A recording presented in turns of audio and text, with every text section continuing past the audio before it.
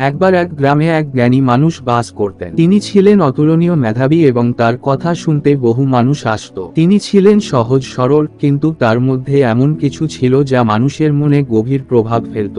গ্রামের লোকেরা তার কাছে জ্ঞান লাভের জন্য আসত, আর তিনি সকলকে এমনভাবে শিক্ষা দিতেন যা জীবনে কাজে আসত।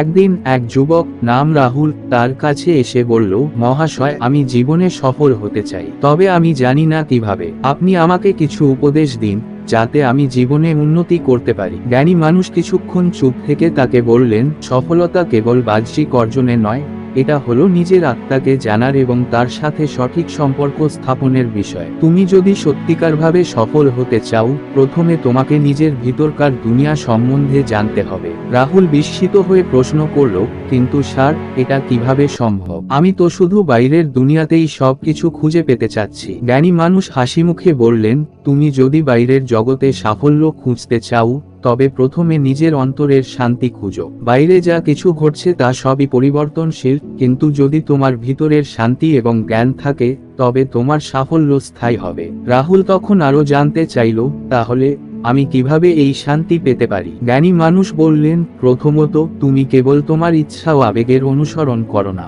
চুপচাপ বসে চিন্তা করো, প্রতিটি মুহূর্তে যা ঘটছে তা লক্ষ্য করো। তুমি যা করো তা মনোযোগ দিয়ে করো।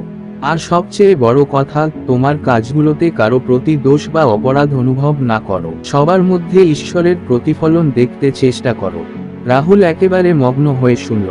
কিছু দিন পর সে সন্ন্যাসীর মতো জীবনযাপন শুরু করলো এবং সত্যিকারের শান্তি এবং আত্মজ্ঞান লাভ করলো। সেই যুবক একদিন জ্ঞানী মানুষকে এসে বলল, আপনার দেওয়া শিক্ষা আমাকে সফল হতে সাহায্য করেছে, কিন্তু এখন আমি বুঝতে পেরেছি যে সফলতা আর শান্তি শুধুমাত্র বাহ্যিক অর্জনে নয়, অন্তরের শান্তি ও আত্মস্মরণেই নিহিত। জ্ঞানী মানুষ মৃদু হেসে বললেন, তুমি বুঝে গেছো, এইটাই আসল জ্ঞান। এই ভিডিওর মাধ্যমে বোঝাই যে নিজের মনের ধৈর্য শক্তিকে প্রয়োগ করে যাওয়া এবং তার মনে শান্তি খুঁজো ও প্রতিদিন মুহূর্ত যা ঘটছে তার লক্ষ্য করে যাওয়া। এরকম ভিডিও পেতে সাবস্ক্রাইব করে পাশে